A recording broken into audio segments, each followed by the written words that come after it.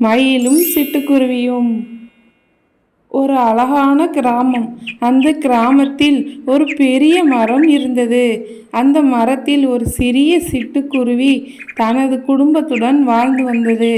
அது எப்போதும் மகிழ்ச்சியாக பறந்து பாடிக்கொண்டிருக்கும். ஒரு நாள் மாலை நேரத்தில் வானம் கருமையாக ஆனது. மழை பெய்ய போகிறது என்று தோன்றியது. சிட்டுக்குருவி தன் குஞ்சுகளுடன் கூடு சரியாக இருக்கிறதா என்று பார்த்தது.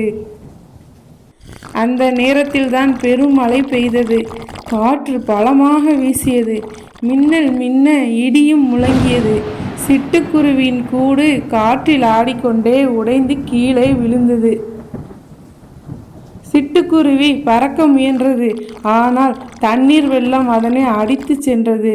அது ஒரு மரத்தின் கீழ் நனைந்து நடுங்கிக் கொண்டிருந்தது. அப்போது ஒரு பெரிய அழகான மயில் அங்கே வந்தது. அது அந்த சிறிய சிட்டுக்குருவியை பார்த்து கவலையுடன் கேட்டது, ஏன் இப்படி நனைந்து நடுங்குற? வா, என் இறகுகளுக்குள் ஒளிந்து கொள் என்று கூறியது. மயில் தன் பெரிய அழகான இறகுகளை விரித்தது. அது சிட்டுக்குருவியை மலையிலிருந்து காத்தது. சிட்டுக்குருவி, நன்றியுடன் நீ இல்லை என்றால் நான் உயிர் பிழைத்திருக்க மாட்டேன் என்றது. அந்த நாள் முதல் அவர்கள் இருவரும் நெருங்கிய நண்பர்களாக ஆனார்கள். ஒவ்வொரு நாளும் அவர்கள் சேர்ந்து காடுகளில் சுற்றி விளையாடினார்கள். மயில் தன் நடனத்தால் சிட்டுக்குருவியை மகிழ்ச்சியாக்கும். சிட்டுக்குருவி தன் இனிய குரலில் பாடி மயிலை மகிழ்விக்கும். ஆனால் ஒரு நாள் ஒரு வேட்டைக்காரன் காட்டுக்குள் வந்தான். அவன் மயிலின் அழகான இறகுகளை பார்க்க அதை பிடிக்க வலை போட்டான். அந்த வலையில் மயில் சிக்கி கொண்டது. அது அலறி உதவி கேட்டது. சிட்டு சிட்டு, உதவி பண்ணு. அதை கேட்ட சிட்டுக்குருவி வேகமாக பறந்து வந்தது.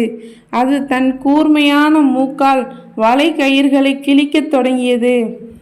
அது சிறிய பறவைதான், ஆனாலும் அதன் நட்புக்காக பெரிய தைரியம் இருந்தது. சிறிது நேரத்தில் வலை கிழிந்தது. மயில் சுதந்திரமாகி வானத்தில் இறகுகளை விரித்து பறந்தது. மயில் மகிழ்ச்சியுடன் சொன்னது, நீ ஒரு சிறிய பறவையாய் இருந்தாலும் உன் இதயம் பெரியது.